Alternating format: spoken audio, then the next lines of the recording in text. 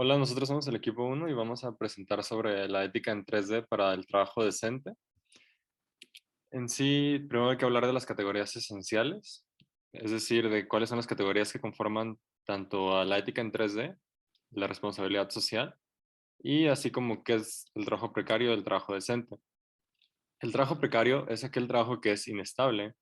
inseguro, carece de derechos humanos fundamentales, presenta bajos niveles de ingresos y por lo tanto no da una buena calidad hacia las personas. Gamero en 2018 habla de cómo, en síntesis, el autor considera que el concepto de precariedad se debe incluir las dimensiones de inestabilidad, carencia de protección, inseguridad, al igual que las debilidades sociales y económicas. Mientras que el trabajo decente es aquel trabajo productivo, que tiene buenas condiciones de trabajo, que tiene un trato digno hacia las personas, que cuenta con protección social, que no es obligatorio, o sea, no está impuesto como una esclavitud hacia las personas, tiene una remuneración adecuada para una buena calidad de vida de las personas. Otro aspecto clave del trabajo decente es la igualdad de oportunidades para toda aquella persona que desea trabajar.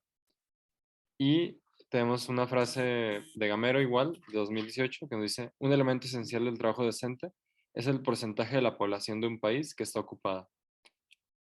La responsabilidad social surge debido a la falla que tiene la ética clásica, que se fundamenta en acciones individuales y cambio individual. Pero ya al momento de que el mundo se vuelve global, un mundo globalizado, esos problemas requieren de cambios sistémicos, de cambios en las rutinas de las personas, generar una nueva responsabilidad, una responsabilidad social, que se basa en tres elementos fundamentales que son virtud, justicia social y sostenibilidad global,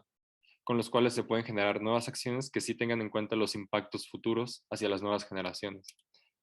Aquí podemos ver los tres elementos en un diagrama de cómo se relacionan tanto con una ética personal, una ética pública y una ética global. Y pues sostenibilidad global es uno de los elementos el cual se basa en pues estar consciente del impacto que tienen nuestras acciones a largo plazo, no solamente en un aspecto de la naturaleza y del medio ambiente, sino también en cómo nuestras acciones pueden influenciar en los tratos que tienen las personas en el futuro o cosas similares. También existe la justicia social, que tiene sus fundamentos en buscar que se cumplan los derechos humanos universales y que haya una coexistencia social donde existe el trato digno para todos. Y la virtud, que como habla Aristóteles de este elemento, es la responsabilidad individual de tener una perfección moral y ser responsable con el prójimo sobre nuestros propios actos y cómo estos les afectan. Los antecedentes históricos de estos derechos de trabajo empiezan en 1948, cuando la Asamblea General de las Naciones Unidas aprobó la Declaración Universal de los Derechos Humanos. En esta se menciona brevemente los derechos de los trabajadores para satisfacer sus derechos económicos y en trabajar en condiciones dignas. Dice específicamente, toda persona tiene derecho al trabajo, a la libre elección de su trabajo, a condiciones equitativas y satisfactorias de trabajo y a la protección contra el desempleo. Posteriormente, en 1976, entró en vigor el Pacto Internacional del Derecho Económico, Culturales y Sociales, y en ese se menciona el derecho a la seguridad social y a formar sindicatos. Para 1998, la Declaración de la OIT relativa a los principios y derechos fundamentales del trabajo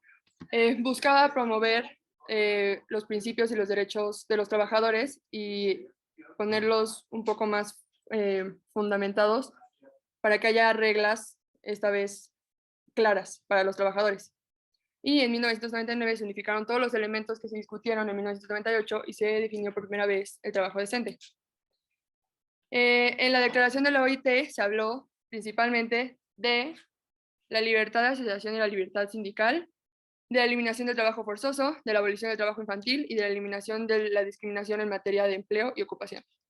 En 2019 se realizó un convenio histórico sobre los derechos laborales, pero con perspectiva de género. Y dice textualmente, el convenio nos ayudará a construir un futuro de trabajo con inclusión, dignidad, justicia social y sobre todo libres de violencia y acoso. Todo esto con evitar la discriminación en base al sexo y género en el trabajo.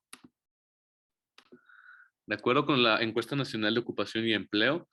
en las 5 regiones en las que se divide el territorio nacional, podemos ver que en la región 5, siendo la menos desarrollada, existe una segregación de tareas mucho más manuales que generalmente están relacionadas con la agricultura, la pesca y otras tareas básicas, mientras que zonas más desarrolladas, como es la región 1,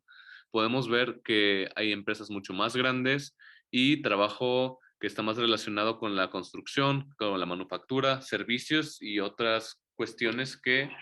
precisamente crean una división mucho más marcada, siendo que los trabajos manuales en la región 5 casi duplican los de la región 1, mientras que a la inversa, los trabajos más abstractos son mucho mayores en las regiones más desarrolladas que la región 5.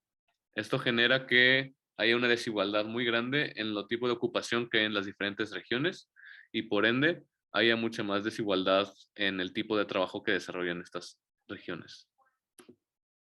En cuanto a esta diferencia por estado de la que mencionó mi compañero, pues podemos ver aquí el índice parcial de la dimensión normativa por entidad federativa. Básicamente es un indicador en el que se toman varios indicadores, tanto de las duraciones de los contratos, de la seguridad social que tienen los trabajadores en estos estados, cuánto es su remuneración, entre otros factores. Y todo esto se hace como un promedio y a partir de ahí se generan pues estos valores que podemos ver como habíamos mencionado, por ejemplo en Guanajuato, donde predominan los trabajos que son abstractos o rutinarios en vez de los manuales, pues hay una dimensión normativa más alta que en los otros estados que habíamos visto, que como por ejemplo Oaxaca o Chiapas, que tienen valores muy, muy bajos debido a que principalmente se dedican a los trabajos manuales, que son donde suelen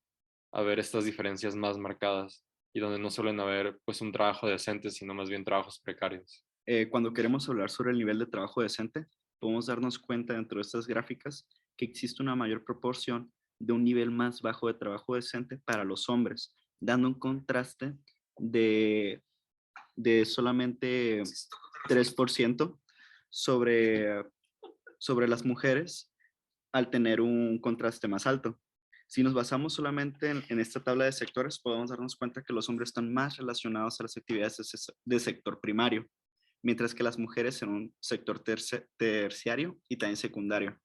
Para esto también estuvimos platicando como equipo sobre algunas propuestas que queríamos trabajar, tomando en cuenta tres características. La primera es enfocarnos en sociedad, la segunda dentro del gobierno y una última para las empresas. Para las propuestas que tenemos de sociedad, se incluye realizar campañas nacionales para concientizar las problemáticas y seriedad sobre la brecha salarial en el país, debido a que pensamos que con campañas se puede erradicar esto desde la base, que puede ser la educación, porque esto es algo bastante cultural que lleva en el país durante mucho tiempo. Entonces es algo que las personas incluso llegan a considerar normal y ni siquiera algo malo, sino como algo correcto y algo común. En el aspecto de gobierno, creemos que buscar un enfoque igualitario para todos los estados de la nación y crear oportunidades para crecer será la mejor manera para poder erradicar este tipo de enfoque que no se le está dando de oportunidad a todos los estados. Queremos buscar de una manera equitativa un apoyo para crear oportunidades de desarrollo y crecimiento con base en las necesidades de cada estado. Todo esto se podría alcanzar con un debido proceso de investigación y con un plan de implementación en donde se pueda trabajar con todos los estados de una manera justa, en donde se pueda distribuir cada uno de los recursos para cada uno de estos. Y por último, las empresas deben respetar las reformas necesarias impuestas por el gobierno y deben asegurarse que se estén cumpliendo los derechos de las y los trabajadores, al igual que realizar los cambios estructurales necesarios en las empresas para reducir la brecha salarial entre los empleados y que se respete estas nuevas reformas y haga todo el cambio necesario, ya sea en el manejo de la misma empresa y que también busquen las certificaciones y todas las cuestiones que el gobierno pida para poder impulsar la igualdad dentro de la empresa. A continuación presentaremos un breve video presentado por Vanessa Pocasangre, es la oficial de migración laboral de la OIT en la oficina de México y Cuba, que brevemente va a narrarnos sobre los problemas que hay actualmente y los proyectos que se han llevado a cabo en años pasados y futuros.